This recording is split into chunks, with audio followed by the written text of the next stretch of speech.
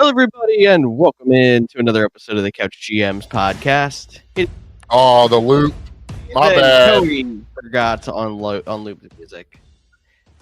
All right, George Kurtz joined by Cody Roadcap. How are you? I was doing good until we're 20 seconds in and I'm already making mistakes. Tisk tisk. It's like we took a break and you never got back up to speed or something. Yeah, that's probably exactly what happened. I'm just going to call the first 20 seconds Twitter day one NFL free agency, and then everyone understands. At least we were actually live and broadcasting to the people instead of just not being accessible at all. Oh, that's a good point. We could have been talking to each other and then been 30 minutes in before we realized I never hit go live. So at least I did that. I'm going to take that as And a the victory. funniest part is, even if we were doing that, nobody knows the difference.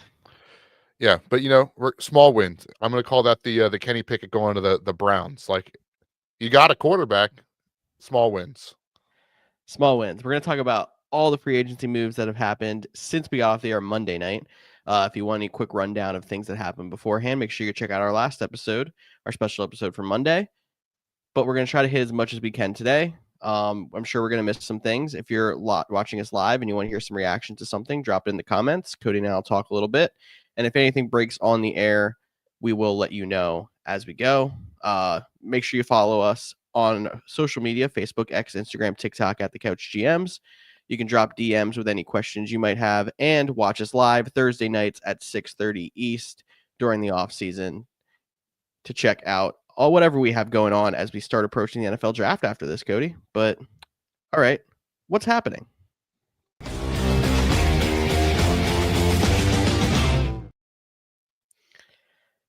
I think I'm a little rusty from the intro too, but I don't think that was too bad. A bunch of big moves, a lot of small moves. One of the bigger names to get signed since we were off the air, DeAndre Hopkins, the aging veteran wide receiver, is going to the Baltimore Ravens, and social media is going wild with the Ravens veteran wide receiver graveyard. Is DeAndre Hopkins going to be the latest victim, or is he going to make a difference in trying to put the Ravens offense over the top?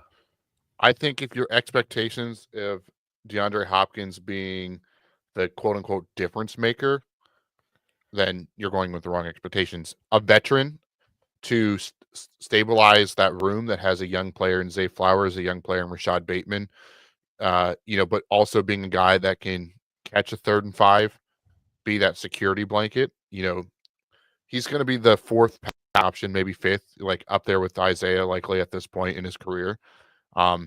The connection to the wide receiver graveyard is kind of funny because I have no idea why I remember this, but this is probably like college days, maybe even earlier, 10, 12 years ago. NFL Fox did, and when I describe it, you'll remember it too. So hopefully there's a listener out there that did a running backs nursing home using the Arizona Cardinals when they had, because they had Adrian Peterson at the end, they had Edgerrin James all the way back, they had Chris Johnson, although he had a pretty decent season when he was there. And so that the Cardinals seemed to be the quote unquote nursing home for NFL running backs. To see the Baltimore Ravens going down that path with wide receivers is definitely interesting. That really is. And it's also funny that I think the Titans are kind of competing with them in the wide receiver graveyard as well. But that I have to mention that era of Fox NFL Sundays, just little skits before the game. That was the golden era. I remember a skit they did by remixing the song Hello by Adele about the NFC East being so bad. Like there's so many gems from that era. Yeah, for sure. And they still do a decent job. Sometimes their graphics get a little crazy. But keeps the game interesting to say the least. Yes, it does. So Hopkins to the Ravens.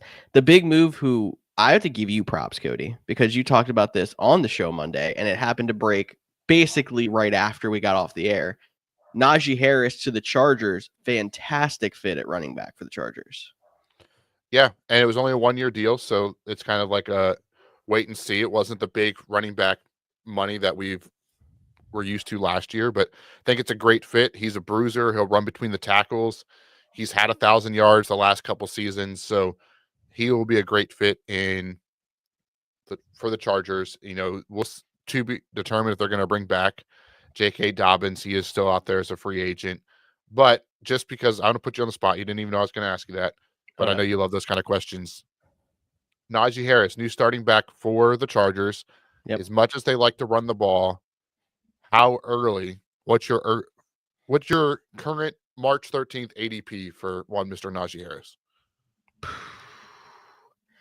Knowing the state of the running back position in the NFL and how much they ran the ball with J.K. Dobbins even last year, and we didn't really have much faith in J.K. Dobbins. As little faith I have in Najee Harris, I think I have more faith in him than I did Dobbins going into last year. Off the top of my head, late third round, maybe creeping up towards the beginning of the third round. I don't know. I was thinking around the fourth round. I was thinking he's going to be one of those solid value adds that if you go wide receiver heavy early, and you're not going to feel great in the moment that your RB1 might be Najee Harris, but end of round 3, beginning of round 4, I do like that kind of spot for him at the moment. Yeah, 0 running back RB1, or hopefully you snag him as an RB2 in like round 4 after you go like hero running back, 2 solid receivers, that kind of thing. Yeah. Or even if you if you get him in that 3-4, even the 4-5 turn, depending on how deep your league is, and you take a high upside, maybe you take Najee Harris for the safe one, and then wherever Ashton Genty ends up, because you want, the high upside running back, if he's still there, depending where he goes, he might be higher. But those kind of balancing out your team, so to speak. And definitely we have to talk about like some of these things can change as we get closer to the draft. We don't know. Maybe the Chargers end up being the team that drafts Ashton Genty, and then this whole thing's null and void. But as of now, I think, yeah, it's a pretty good value for him. Chargers weren't done there. They actually came back and re-signed one of their former wide receivers, Mike Williams, returning to the Chargers. I think that's a solid wide receiver 2 option since they lost Josh Palmer to go next to Ladd McConkey now. Yeah, 2-3, depending on. I feel like you have constant right now. Yeah, that's what bricks for hands for most of the season last year. But he's still caught a couple balls. He has a very similar skill set. He's only going into year 3, and I think there's still a chance for him to bounce out. I'm not going to say break out to an all-pro or anything like that, but start getting his footing. The game slows down. I think there's still a chance for improvement and growth from him as well. So I would not be surprised if Mike is the number 3, or if they go receiver early in the draft, round 1 or round 2, and then he kind of goes to that 3-4 spot. Yeah, that makes sense, but solid depth add at the least for the Chargers there. And then this actually came up in our group chat pre-show.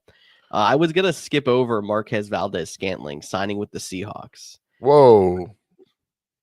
I know you wouldn't let me, but that's not even go ahead. You can talk about your boy. All right. Well, I don't know if he is my boy. I didn't choose his jersey to be hanging on the wall behind me, although I do have it.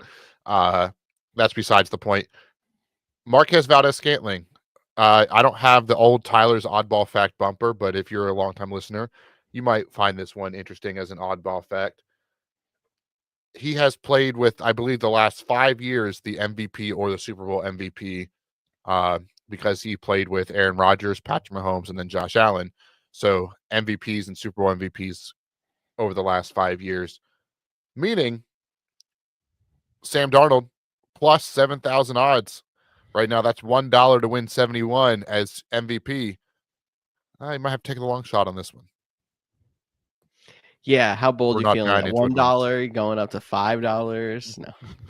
That's why I said we're not financial advice.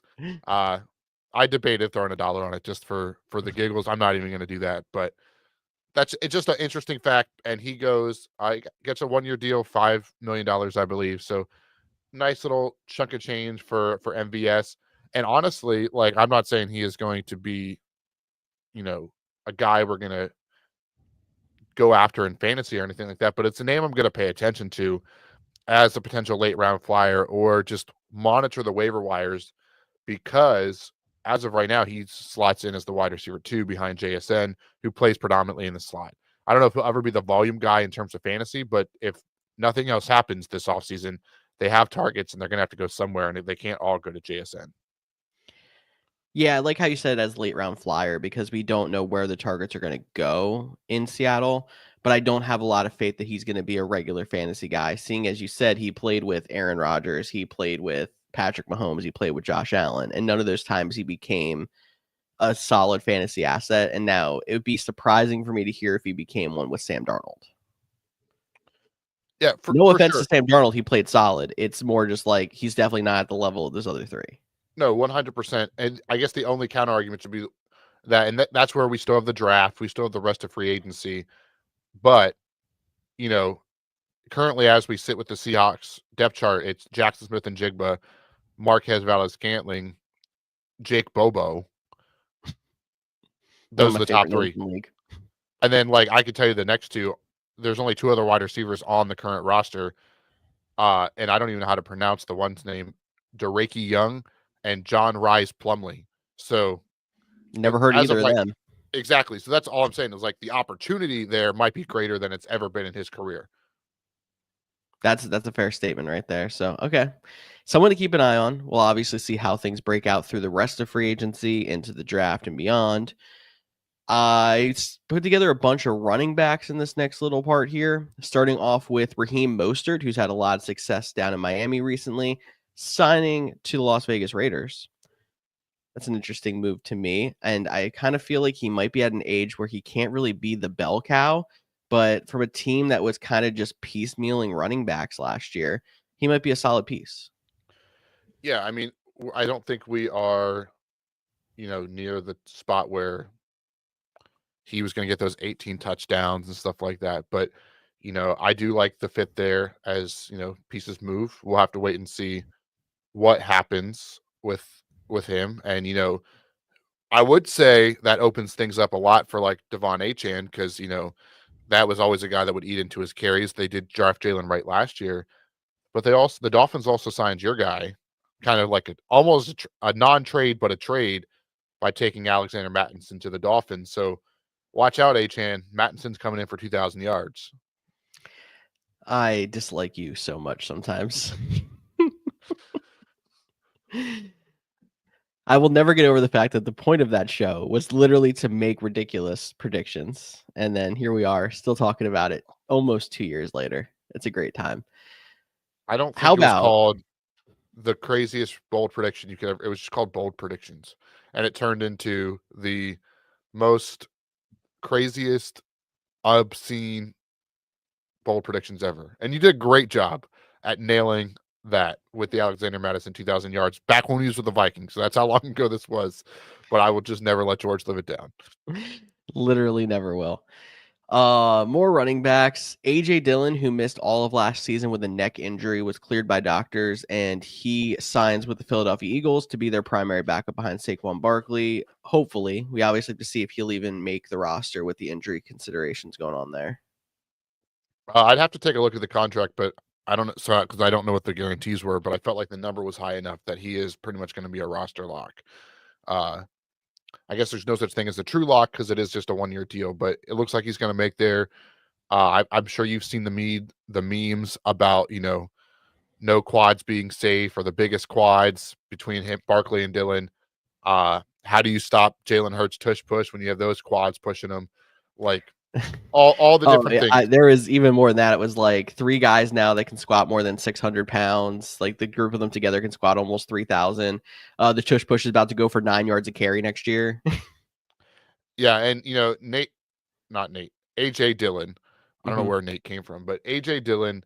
I think one thing that Eagles fans will turn to love is he's a solid football player, hasn't lived up to potential. Maybe behind that offensive line he can get going. He's a guy that feels like he needs a couple carries to get going. He might get tripped up a little bit more than you like, so be it. But he's a great person, great teammate. I think Eagles fans, he has a chance to really indoctor himself well with the Philly fan base. And I think if he can, take some of the load off of Saquon Barkley, who they just gave that contract extension to, so they're going to want to keep feeding him and featuring him. But if they could get a guy in that can, come in and take 10, 12 carries, especially late in the fourth quarter when the games are up to save Saquon Barkley, to stay fresh longer throughout the season with his previous injury history. He looked great last year, but I think it's a great signing, great fit for both teams. And I'm actually looking forward to seeing how AJ Dillon performs in this new role. Definitely, me as well. Moving on to Carolina, who signed former Cowboys running back Rico Dowdle to a contract. Obviously, he's going to be a backup behind Chuba Hubbard, but there's kind of a crowded backfield back there right now. Well, they did release Miles Sanders. Yes. That did happen this week as well. They had Sanders talked. still a free agent for any team out there looking for a supplementary back. Now, correct me if I'm wrong. Did Chuba Hubbard not tear his ACL? No, that was Oh, that was Jonathan rookie's Brooks. name. Jonathan Brooks only played a few games and retore his ACL. So he might be in a situation again where he's back late in the season, really kind of muddies up that room. But for now, it's Chuba Hubbard, and then they brought in Rico Dowdle to be that spelling it, the guy to spell him.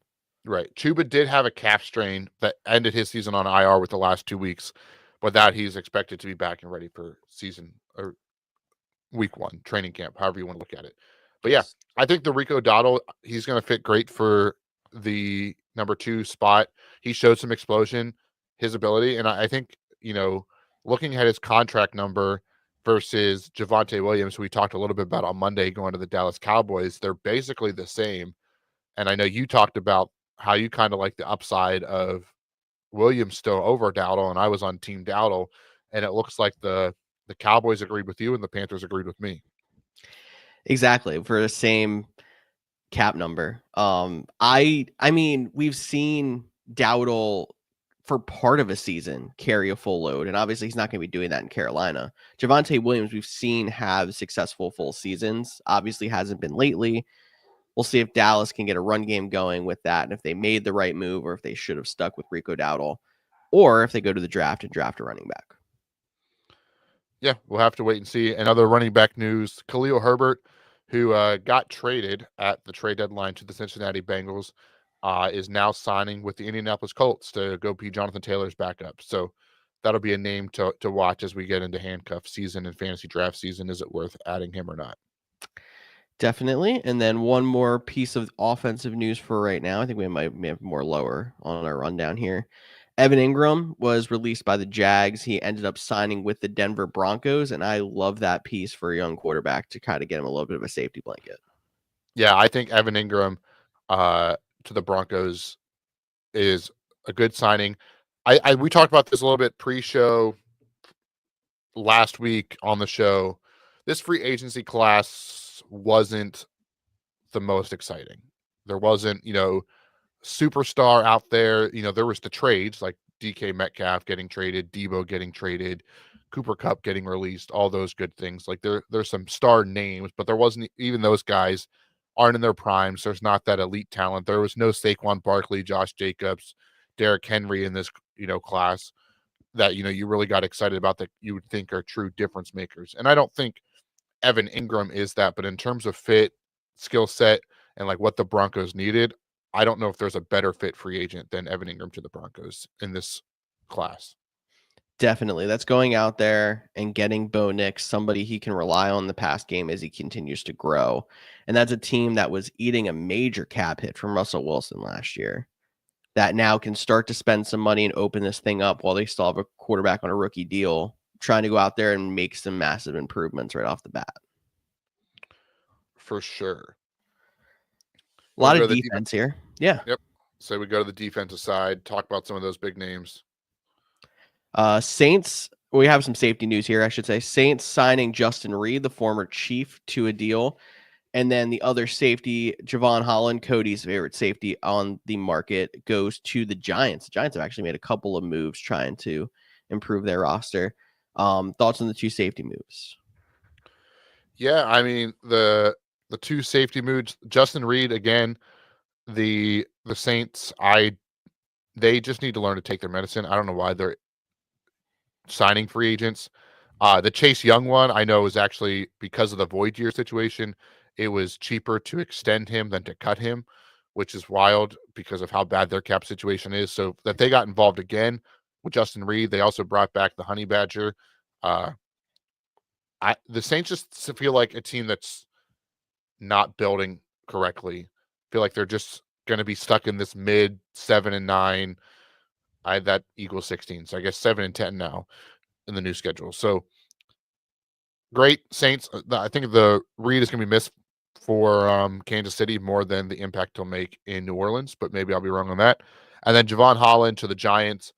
The Giants again continue to bolster their secondary.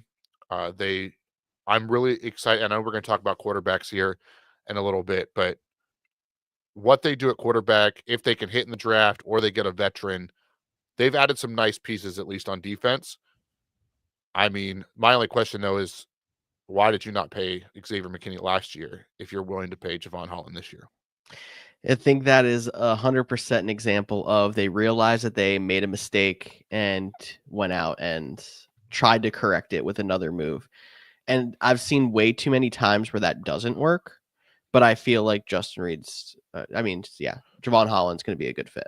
Yeah, Javon Holland, I think, will be a good fit in New York. So happy for him. And I think the Dolphins will miss him a lot too. Definitely. The Dolphins are going to be a very interesting team going into next season with some of the changes that have been made down there and obviously not knowing how we are now down another season. But I'm sure we might talk about them, if not at the end of this episode, moving on through the offseason. Defensive line news. Buffalo did lose a couple of defensive pieces, but they signed Joey Bosa to a contract. We'll see if Bosa can stay healthy in a new situation where I think he can make a real difference in a run in Buffalo. Yeah, the Bosa one, I was completely shocked that he didn't end up in San Francisco with his brother. Mm-hmm. I know they gave him like almost $12 million, which I think was $2 million more. So that's probably why that he was going to get, because I believe the 49ers offer was sub 10 million. So definitely had to take less money, but Joey hasn't played more than 1,000 snaps over the last 3 seasons combined. So staying healthy is going to be a big part of him. Maybe if they can bring him in and be that specialized pass rusher, kind of refill that Von Miller role that they lost, it could be, a solid addition to Buffalo. But I think you have to go in with expectations. Like, you can't count on him to be on the field every game. But they obviously have some kind of expectation of him being able to stay on the field by the fact they gave him the $12 million contract. Yeah, I mean, the contract number surprised me. But again, it's one of those things where I didn't look too deep into it. If you're a Bills fan, maybe you know more too. Like, what were the guarantees? How much is your per game bonuses? All this stuff. That's even for the weeds that sometimes is too complicated for myself to understand. Agreed right there. And then the other big pass rusher left on the market was DeMarcus Lawrence. He signs to the Seattle Seahawks, who might be the biggest mixed bag of the offseason so far. With moving DK Moudon from Lockett, and you're like, oh my gosh. But then they made some solid signings otherwise. Yeah, I think people saw moving on from DK and moving on from Geno as we're going to rebuild. And I see it as like a retool. Our team didn't make the playoffs last year. We need to do something to change it up. Obviously, it's not working. We're going to go in on our young wide receiver that had a breakout year too. We're going to get, a same tier level quarterback. We're going to add to the defense under defensive-minded head coach McDonald. And I think they're going to add a couple more pieces via the draft. Not saying they're going to be back in the playoff mix, but I don't think they're a team that you can overlook, especially in their division. Definitely agree with that one. So we'll see how their rest of their offseason plans out. And then moving on to the Vikings, they signed Javon Hargrave after he was released by the San Francisco 49ers. 2-year deal on him. I was kind of expecting him to get like a 1-year deal being at his age, but he still was a producer minus the injury. Yeah, the Vikings did the interesting thing. They went for Hargrave and Jonathan Allen. So they went for the proven veterans on shorter deals to see if they can bolster up that front line. And it's interesting because I can say they're in a win now mode, but they're also going to be starting essentially a rookie quarterback at this point. So maybe he could be 41 too. You never know. Hashtag Rodgers watch over here, Cody. Hey, it's basically down to 3 teams for him. So, and the Vikings are one of them. Yes, they are. And we'll talk about quarterbacks in a second. First off, there was one more big trade that went down since we were off the air.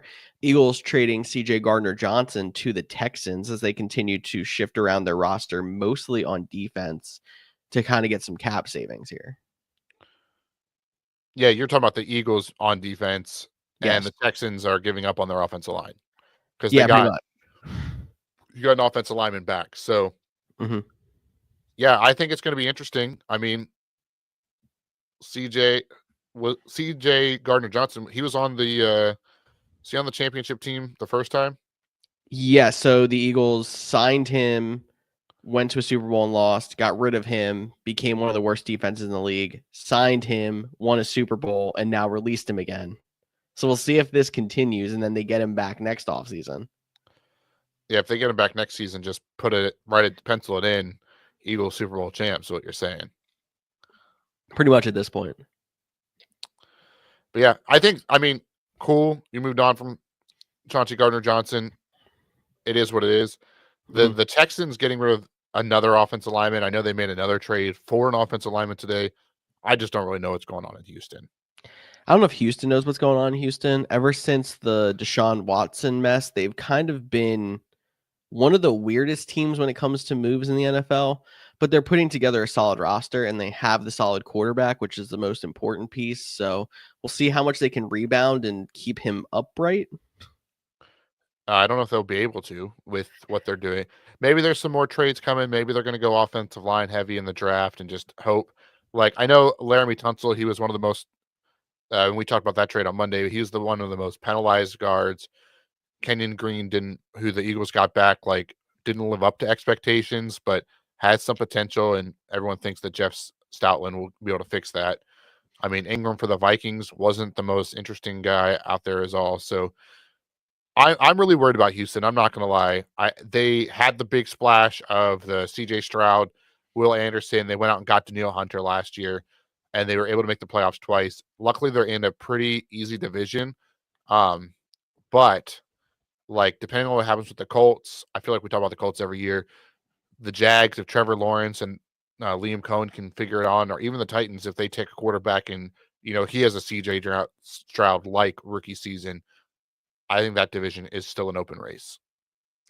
There's one thing for certain. We're going to be probably watching one of two teams in that very first wild card game. And it's going to be the Texans or the Colts. So, yeah, whoever wins the AFC South, you have the first game on wild card weekend. Yes, you do. Eagles didn't make many moves outside of that. They did, right before the show, sign defensive back Adoree Jackson, affectionately known as Garbo Jackson by Tyler, who our reoccurring guest host thing. Sometimes maybe. I just laughed a little bit when I saw that signing come through. They did get rid of a couple of defensive backs with Bradbury and Slay as the new league year started, so they're trying to find some depth back there to go with the young guys.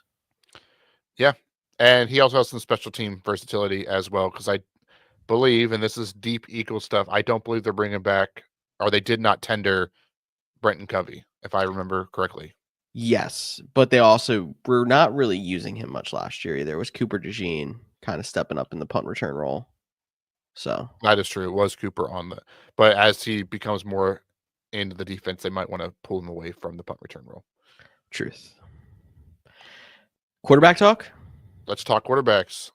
All right. Kirk Cousins was one of the more interesting names on the market, on the trade market, to potentially be a starting quarterback again next year. It is now expected that Atlanta is going to keep him in-house as a backup.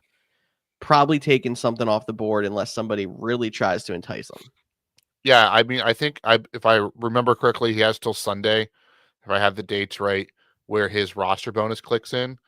And once they pay the roster bonus, I don't think he's going anywhere. So if there's going to be any move, it's going to be the next 3 days. But it's not expected to happen where Kirk Cousins is going to be back with Atlanta.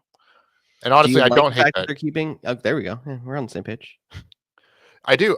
They have the rookie quarterback, which we know is a cheat code. So if you said that you were going to allocate $50 million to the quarterback position, you did that. Yes, the guy starting isn't making the 40, and that some might say, well, that's not a good use of resources, but it's a veteran. It could help Penix grow if Penix get hurt, because he does have a pretty decent injury history as well. That's why he was a fifth-year senior and had all those availability years. He has an injured history past. Kirk Cousins could step in. Maybe Kirk Cousins beats him out, a year removed from the Achilles injury. So I don't think anything comes bad when you have a true competition or, a veteran in the room that could help out with Kirk Cousins. And why take the dead? I mean, it's not like they wouldn't have a huge dead cap number anyways, too. So it's not like it's a just rip the Band-Aid off situation. So I do like keeping Kirk. And let's say right now, the best they could get for Kirk Cousins is a 5th, 6th round pick. But then you end up in a situation where a team that's contending gets a quarterback injured in the middle of the season, or Pittsburgh is playing out of their mind on defense, but whoever they sign at quarterback is doing nothing. You might be able to get a 3rd or a 4th round pick out of a team who's trying to make a run next year for Kirk Cousins before the trade deadline. I think you actually are better off keeping the insurance in house and seeing if you can shop it later. Let's not even go. Let's go training camp. We don't want to. What if we see a Teddy Bridgewater like injury or something to a quarterback, and you have Kirk Cousins, the next Sam Bradford sitting on there that you're able to get for a 1st round pick because you need a quarterback and you're in a win now mode. So I have no issues with Atlanta keeping Kirk Cousins. I actually think it's the smart thing to do because they weren't getting a huge cap savings this year anyways because of the contract. So maybe not expecting Kirk Cousins to stay in Atlanta forever, but I like the move that he's staying there for now. Bunch of backup quarterback news here. We'll go kind of a couple at a time, I guess. Daniel Jones did not stay in Minnesota. He actually signed with Indy. He is expected to compete with Anthony Richardson for the starting job there. I would expect it more than likely to be Anthony Richardson, but we don't really know what kind of bag we're getting out of Anthony Richardson right now. I would not be shocked, and this is me estimating at March 13th, if Daniel Jones starts the season as the starter for the Colts. And I still am probably the highest of the two of us on Anthony Richardson.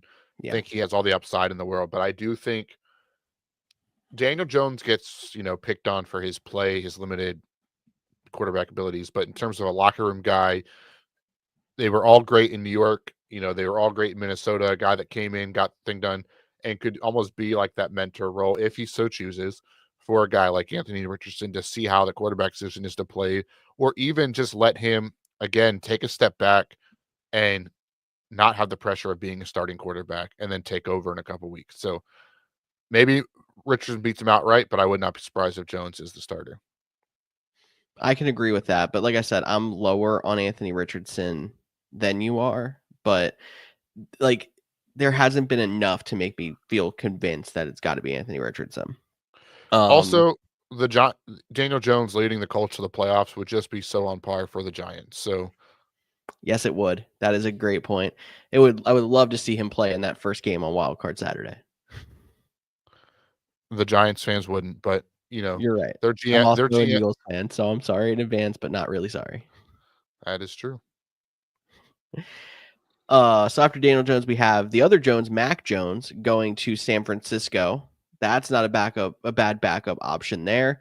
Chiefs signing Gardner Minshew as the van moves over to Kansas City. And as you expected, Marcus Mariota back with the Commanders. Any comments on those? No. Yeah, I do want to talk about Mac Jones. Okay. I think it's fascinating that Mac Jones is now in San Francisco when, if we go all the way back to when he was drafted 15th overall to the New England Patriots, that was the year that the 49ers gave up 3 first-round picks to move up to number 3 and draft Trey Lance. And a lot of reports coming out of that draft class was that Kyle wanted Mac Jones to run his system. I don't know if you remember that, but he wanted Mac Jones. And then ultimately the scouting, the divisional people or GM, all that got him on board with the upside and potential of Trey Lance, where he was like, I see what Mac Jones is. He would run my system great. And honestly, I think he would, because he's very similar to a Brock Purdy type player. He's very similar to a Jimmy G type player. It's very similar to Kirk Cousins, who Kyle got the most out of back in his Washington days. So I think this Mac Jones signing could be interesting. And with Brock Purdy's injury history, he could have a chance to have a quote unquote Sam Darnold moment. Maybe not where, he's the guy this year, but maybe he plays in a couple of games and gets to go be Daniel Jones of next year and to have his moment. So I'm interested to see how this Mac Jones unfolds for the 49ers. And then I know no one wants to talk about the Chiefs winning another Super Bowl, but if Minshew wins one, it'll be worth it. If the Chiefs end up back in a Super Bowl again next year, I'm going to be telling myself that over and over again because I need something to justify. He's definitely going to show up to the Super Bowl and cut off jeans. Shorts. And I'll be all about that. Show me more Gardner Minshew than Patrick Mahomes that day. I'd be fine with it. But yeah, good signing there. And then Mariota back with the Commanders, no brainer. And then did you mention Mason Rudolph or did you stop after Mariota? I stopped after that. Last three we have on our list for backup quarterback news. Mason Rudolph back to Pittsburgh. Obviously, they're still looking for a starting quarterback, but they have a decent backup in-house again there.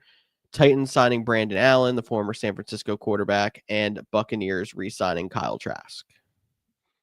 Yeah, I mean, the only one I really want to talk about is Brandon Allen. Like the veteran, he's played in Callahan's system. But to me, because they haven't showed a ton of interest in guys like, Russell Wilson, Aaron Rodgers, even like Jameis Winston, Joe Flacco, those kind of guys that are veterans, going to get a veteran that knows the system kind of has me thinking that they are starting to think quarterback with that number one pick, unless they're blown away with a trade offer. Or if they are tempted to trade down and take not the first choice of quarterback. I think if they're going to take quarterback, they take him at 1. More than likely. But I know they have a lot of holes to fill, and they're already in the argument of trade down, get more assets, and wait on quarterback. Or I don't know if there's a avenue for them to do both, but I'm sure we'll kind of explore those kind of things as we get into the draft. Yeah, I don't think they can trade down and still get a quarterback. Okay.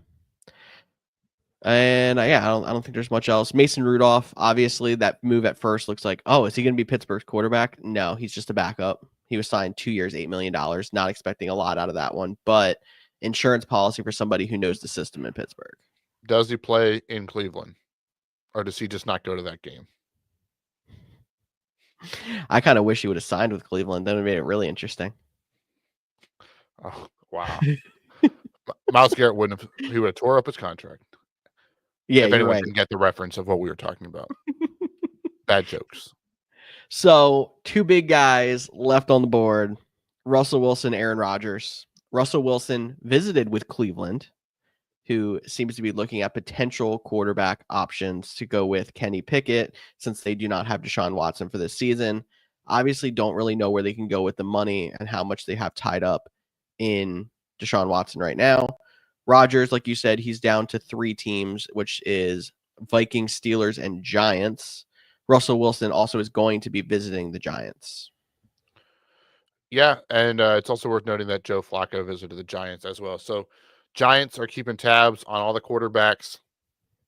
And then obviously the Pittsburgh Steelers is an interesting name to watch. For one, Mr. Aaron Rodgers.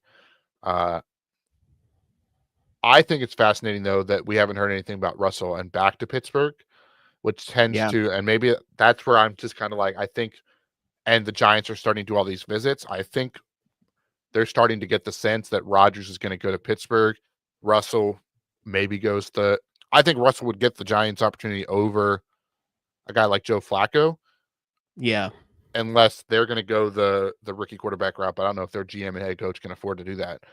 Or they're picking their rookie quarterback for their next guy. But Cleveland would be interesting for Russell Wilson as well.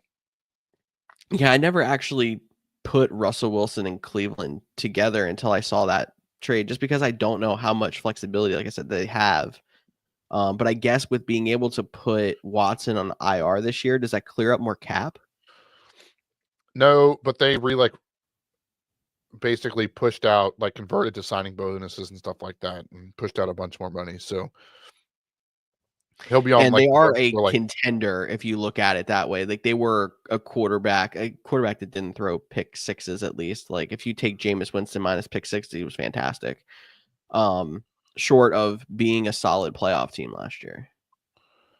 Yeah, so we'll have to wait and see on how that all unfolds. But if I had to guess right now, it would be Rodgers in Pittsburgh, Russell in New York, and they just ride with Kenny Pickett in Cleveland. That would be my guess as well, but we got hashtag Rodgers watch and hashtag Wilson watch What continuing I for want, now. though, is I want Aaron Rodgers in Pittsburgh, Russell in Cleveland, and Jameis Winston in New York. Give me Winston with the New York media. I'm a fan. That would be fantastic. And I would think those other quarterbacks that you mentioned that are just kind of sitting out there, Flacco, Winston, are going to fall after we find out where Rodgers, Wilson go. Yeah, agreed. Cool. All right. Pretty much out of here, but we have a couple of questions that I wanted to ask before we get out. I'll answer them as well. Don't worry. Why don't you give me a best and worst free agency teams so far in this period? All right, follow-up question. Do you want me to say both now? You want me to give you my best? You give your best, then we go back. We'll do it that way. You go best, I'll go best, and then we'll go worst. All right, so I think there's a couple in contending, but I won't mention them in case they're George's. But I'm going to start with, I think the team that has had the best so far would be, I'm going to go Denver Broncos. I'm going to keep it just free agency. I think there's a couple other teams that if you throw in trades, I would consider them.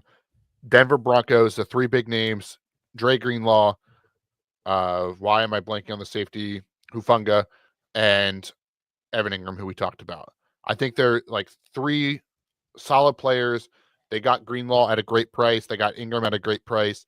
To already build what they already had a very good defense. They put an all-pro secondary piece in Hufanga back there with reigning defensive player of the year, Patrick Surtain. They get a security blanket, but athletic tight end. The Denver Broncos would be my best free agency class for those three moves alone.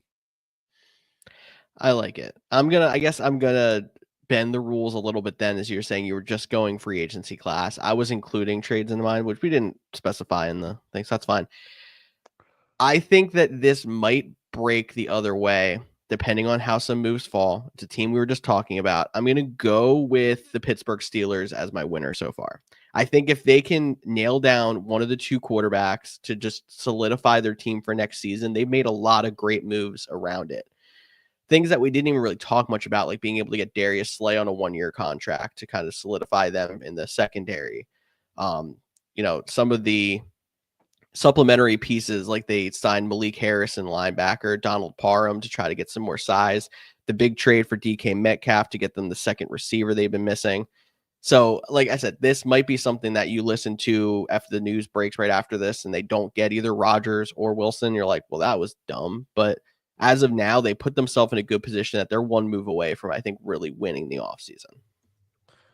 Yeah, I mean, it's going to come down to quarterback. So just a quick follow-up for that question before I do some honorable mentions or talk about some other potential winners. If Russell's back in Pittsburgh, is that enough to still win them the free agency period offseason? I think it is, because they did a lot of things around him on offense to try to give him more than he had last year. I think you could tell when Pickens was in the lineup, he was generally just a little bit better, but they really were another wide receiver short. And then they did make some other moves around it as well to solidify it. And I almost think that them losing Najee Harris and now rolling with Jalen Warren and Kenny Gainwell is going to end up working better for them, because there was a lot of times I looked at Harris and it was like, he's fantastic. And other times it's like, why aren't they just playing Warren? Because Warren looks more explosive.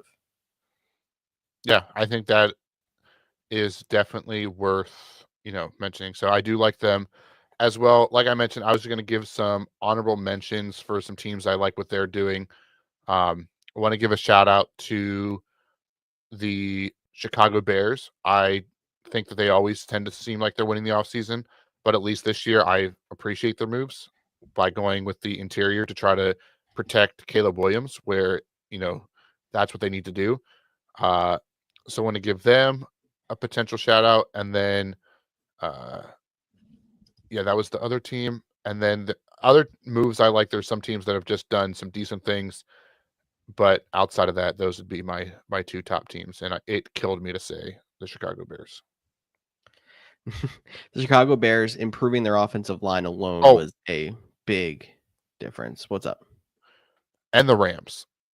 again, not thinking so much to trade.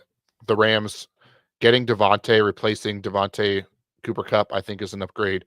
Bringing back Larrick Johnson and just some of their other minor moves that they've made, I think the Rams have put themselves in a good spot to compete. I agree with that. So do you want me to lead off the losses and I made you go first on the other one? Sure. Okay. My big loser, I think there's two teams that stood out to me. I'm going to go with the San Francisco 49ers as my big loser so far. They obviously had a lot of cap things to deal with, but there's a lot of turnover on that team so far. So even as of a few days ago, they traded Debo, they lost Greenlaw, Charvarius Ward, Hufanga, Aaron Banks, one of their offensive linemen. They cut 2 defensive tackles, including Hargrave.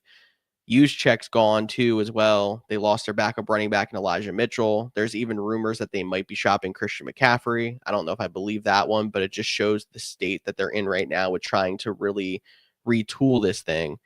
But there's a lot of talent that walked out the door in San Francisco and not a lot of signings that they've made.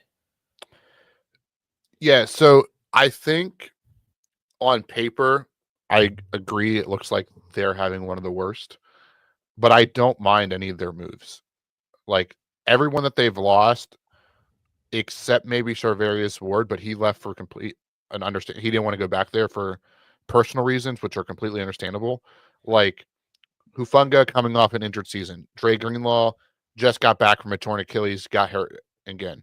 Juszczyk getting up there in age. Debo Samuel started to slow down. Like they are losing guys, but they were already the top guys. It's will they have the pieces behind them that have been playing? Like to your point with the trade of McCaffrey, doesn't make a ton of sense for them to do that. But you saw how well Jordan Mason played. That they could they could move on or get something in return. So I think to your point of like how the free agency is going, it's not going great, but I don't think that I don't think we're in for a great 49ers rebuild. I think they're going to be right back competing for the NFC West to start the season. Also, just worth noting on them, this actually broke soon before the show, and I missed on the rundown, so my bad. They did sign Demarcus Robinson to a 2-year contract to help solidify the wide receiver room. And there's some young guys in there as well. So, yeah, I don't think this is going to make it where they're not going to be contenders, although they did just come off a season, not that they missed the playoffs. But I think it's definitely a setback unless they can get some of these young guys up to speed very quickly. Yeah, and then for my worst team, I mean, so it's tough, right? So there's some people that are like, well, the Eagles didn't do much for winning a Super Bowl, like they're falling behind, but they re-signed Zach Bond and they extended Barkley. So like they took care of their own, right? So their offense is completely intact, basically, as well. Yeah. So like I don't want to give them the loser because they haven't been active, but they got their key pieces back that they needed. They've made some small moves. They're having an okay season. And I would say the same thing about like the Dallas Cowboys. They didn't do a lot, but they got their key pieces back as well. So I mean, Cowboys, they're actually the only team that has not signed a true free agent, not like a re-sign, over $6 million since 2015. Hey, their free agency is not the best way to build your team. I know it's the fun way to do it. It's how we all do it in Madden, but free agency is convincing yourself to give top dollar to a player that a team was willing to let walk. Like when you break it down and think about it, that's what free agency is. And there's some free agents that it actually is worth it because the players move for all kinds of reasons. Right. Saquon Barkley. Giants didn't want to pay him X amount of dollars. The Eagles are willing to pay him X amount of dollars. There is cases where it makes sense, right? But a lot of times, and especially in this class where it was subpar, it makes it interesting. So because it was subpar, the team I'm going to say is the worst, one of the two teams, is the Jacksonville Jaguars, a team that typically is winning this, the quote unquote season. And it wasn't that they made like a single bad move or anything like that. It was, they just went in and tried to attack it by filling a lot of holes. I mean, they got Patrick McCarry, who I really like, for 3 years, $37 million. Jordan Lewis, another slot guy, Diamond Brown. They just got a bunch of pieces, and it on paper, it was like they threw a bunch at it. Maybe one sticks, but it wasn't anything special, spectacular, quote unquote, so to speak. So Jacksonville Jaguars, I think, are having a rough time. Do And they get a honestly, plus for the trade of Kirk? I mean, Not really moving the needle. not really moving the needle at Okay. this point. The other team I would, consider putting down there as a potential, not great. And I think they've had some good moves, so I don't think it's completely bad. That's why I didn't pick them.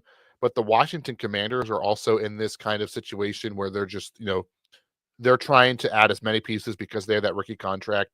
And if you really like the trade for Deebo Samuel, then you're probably, I think it's, a good fit, but I have low expectations for what he's going to bring to this offense or do.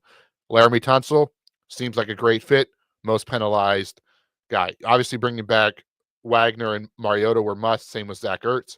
But then you get into like signing Javon Kinlaw to a monster contract that kind of surprised everybody at $15 million a year, right? So those are the kind of moves that it's like, are we just throwing stuff to throw stuff at it? Like for me, I wouldn't have cut Jonathan Allen if I was going to pay Jonathan Kinlaw that much money. So maybe that's the one move that I've liked the least out of anybody. But I think at least the Commanders have some other moves that pull them up from being at the bottom. Yeah, and the only argument I can give towards the Commanders here is you can argue they did this exact same thing last year and it worked. They were the most improved team in the league. And I don't think this is a winning, successful formula. You can ask the Jaguars. They've done this a million times and it doesn't work. But there's some situations where if you find the right guys, it does work. Yeah, I mean, they did something similar last year, but they also hit on the quarterback, right? Yeah. That was the draft. And so, like I said, there's some moves. Like I think bringing back Zach Ertz, great. Bringing back Adding, Bobby Wagner, I think, was good too. great. I'm not, I'm a little bit lower on Deebo Samuel than most people, but I'm sure that gets a lot of Commanders fans excited. I completely understand that. For me, it was the Jonathan Kinlaw contract year number didn't make sense for me when you're cutting Jonathan Allen. I would rather have Jonathan Allen and then you spent more money on an injured defensive tackle. So that one move was my least favorite of the whole free agency class. But I'm talking about a defensive tackle, so that just goes to tell you what this free agent class was. That's exactly what this free agent class was. Exactly. And then we talked a lot of just straight football today, but we normally lean towards fantasy football a little bit. So if you want me to go first because you need a chance to regroup, you just talk, that's fine. I want to know what the most exciting new fantasy piece is after all these moves in the free agency period. I can let you, if you want to mention a trade or if you want to mention both a trade and a signing, go for it. Yeah, I mean, I think in terms of the free agency period, because there wasn't a ton of movement of quote unquote, like we talked about the Madison and Mostert swap. Like, yeah, but those are, what those are in fantasy. So for me, I have to go to the trades. Mhm. And I think the Devontae Adams, or that's the sign that I would say, Devontae Adams to the Rams. I just think that is because he has Puka Nacua, like I think both of them are going to be good, very good, and Puka's going to be going in your first round, and Adams is going to be going in your third and fourth round. And I think at the end of the day, the terms of value, like Puka will probably still have the better season, but Adams will be the better value when it comes to fantasy for that. And then the other trade would be DK Metcalf. We don't Mhm. know the quarterback yet, so it's hard to really gauge. But that one's kind of, because that hurts Jordan Pickens' value. Like I think they both come down to that, not middle tier, but neither of them are going to be up in that top 4 rounds. So all going to be a little bit later. And I think they could both go in the same round kind of situation where we've seen in the past with similar players.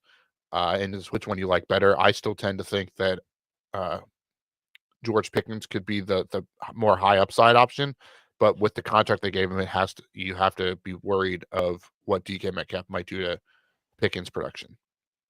Yeah, exactly. I'm with that. I just don't want to dive too deep into it until we know what the quarterback situation is. But I really want to say DK Metcalf because I feel like he's the one receiver who's at the age that he could get moved like that. Pickens has been fantastic, but DK Metcalf still has a chance to be the number one target in an offense, depending on how their offensive style plays out. I'll try to lean into a actual signing here. I'm going to go back to Najee Harris to the Chargers because it seems like they like to have one feature back for the most part there. And they really do run the ball a lot, and they ran the ball successfully last year. So I think Najee Harris has a chance to really be a good fantasy value this year. And then I kind of want to throw kind of a backhanded somebody who won without moving is Jackson Smith and Jigba, because there's so many targets that opened up in that Seattle offense. He at least got a same value caliber quarterback or better by going from Geno to Sam Darnold. He has I don't know how high we're going to draft him this year, but after the great season he had to break out and now is going to be the number one target for sure. He was a winner of this offseason while nothing changed with him, just changed around him. No, I like that. And I'm going to give you one more name as the same thing didn't move, but the stuff around him. And that is one Brian Thomas Jr. going into his second year. They trade Christian Kirk, they lose Evan Ingram. So I think you're just going to buy all the stock in Brian Thomas Jr., which I also think that can make Diami Brown, who they brought in for a 1-year deal, a potential late round flyer if you want to buy into the Trevor Lawrence passing attack under Liam Cohen, which you've seen him push the ball down the field with a guy like Baker Mayfield. So that's definitely a name that I think improved because of the surroundings more than, going to a new team. Jackson Smith and Jigba do well enough last year that you're going to see kind of both of them too, him and Brian Thomas going right around that same part of the, I'm assuming, second round. I think Thomas is going to go higher than JSN, personally. I don't know, maybe even a full round. Maybe not a full round, but like Brian Thomas is going to be raised in stock so much compared to last year, though. Now you're going to make me look. I'm just going to pull up Fantasy Pros ADP real quick live on the air, but I'm going to guess without looking that Brian Thomas Jr. is currently sitting at around the end of round 12 or round 1, and JSN's in round 2, round 3. Could be completely wrong. I could see that being the case because Brian Thomas got a lot of the hype last year. JSN had a fantastic season, but didn't get as much of the hype. And it's amazing how much that feeds into the next season. That's why we always have these sleepers coming around that are like, I don't know, this guy did so well, but no one really seemed to care. Okay, this is not updated for 2025, so I'm not going to use that one. Hang on. Got to find me a different site to look at, because that had Brian Thomas Jr. at 120. That is, thinking of the value that people got last year out of Brian Thomas. And I mean, I think Jackson Smith and Jigba was taken even after him last year, and he was wide receiver 2 value. All right, let me just, I don't know why I'm looking at ADP specifically. Let me just look at the Fantasy Pro rankings. We'll go from that. We'll make our own ADPs. Sounds like a good idea. So they have Brian Thomas Jr. at 12, currently in tier 3 with Malik Neighbors, Derrick Henry, Devon Achane, Josh Jacobs, Brock Bowers, Jonathan Taylor. Then Jackson Smith and Jigba is in the bottom of tier 4 at overall player 28. So wide receiver 13 compared to wide receiver 8. So about 5 position spots in between. Interesting. I mean, I think it got closer with these trades. Who knows how updated that is too, or if people are kind of waiting for the free agency madness to settle down before it's fully updated. But it's also early in the offseason. We have a long time to go before we get to draft season, which is going to be a blast this year. Yeah, so right now JSN, according to Fantasy Pros, which I looked up quick, is 1 spot above Lad McConkey at 29. But then Christian McCaffrey's all the way down at player 30. That could be a value. Yeah, I mean, imagine going here running back and then pairing that with Christian McCaffrey in this. Like, man, it's going to be time to start doing some mock drafts soon. Well, I think we have some actual drafting to do in the meantime, and maybe some dynasty drafts to get going as well. But plenty to happen in the next month and a half, 2 months before we even get to start thinking about drafts for next year. Okay. George wants to kill all the fun as we wrap up another episode of the Couch GMs podcast.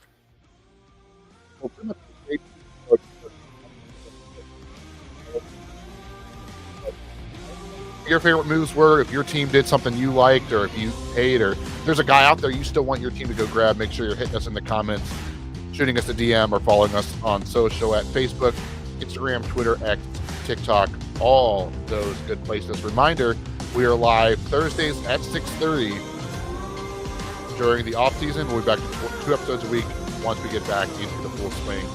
I'm Cody Roadcap. That's George Kurtz. We'll talk to you all next week.